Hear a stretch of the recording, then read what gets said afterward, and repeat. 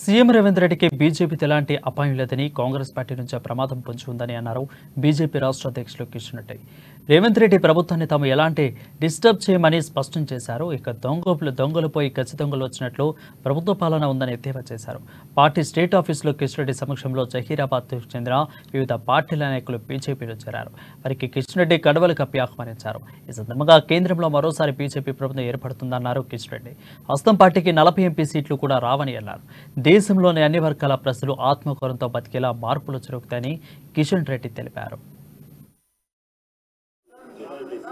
జై ex ZPTC Tanaji Patel Yellareddy Gandhara మండలం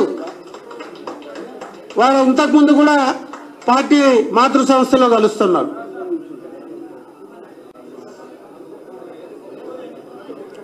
మరి ఈరోజు మనం తెచ్చుకునేదాన్ని దొంగలు పోయి గజ దొంగలు వచ్చినట్టు ఈరోజు కాంగ్రెస్ పార్టీ వచ్చింది రాష్ట్రంలో.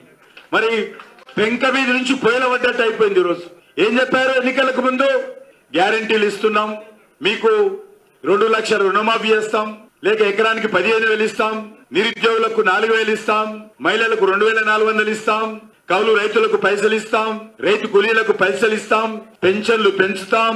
అబ్బో ఎన్ని మాటలు మాట్లాడారో. ముఖ్యమంత్రి రేవంత్ రెడ్డి అప్పుడు అపోజిషన్ లో ఉన్నప్పుడు చెప్పారు, ఎవరైనా అప్పు తీసుకోకపోతే వెంటనే బ్యాంకుకి వెళ్ళి 2 లక్షలు తీసుకోండి, మీకు డిసెంబర్ లో మాఫీ చేస్తా.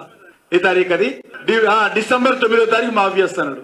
ఇంకా ఆయనకి డిసెంబర్ 9 వచ్చినట్టు లేదు. రాహుల్ గాంధీకి అసలే తెలియదు డిసెంబర్ 9 ఎప్పుడో తెలియదు, 100 రోజుల్లో తెలియదు. మరి తగుదున్నామ్మా అని మొన్న తుగ్గూడం వచ్చి మళ్ళీ పెద్ద పెద్ద మాటలు మాట్లాడిపోయినారు రాహుల్ గాంధీ. అయ్యో ముందేకే దిక్కులేదు, ముందు ఇచ్చిన దానికే దిక్కులేదంటే కొత్త ఇచ్చాడు. అది కూడా చెప్పలే.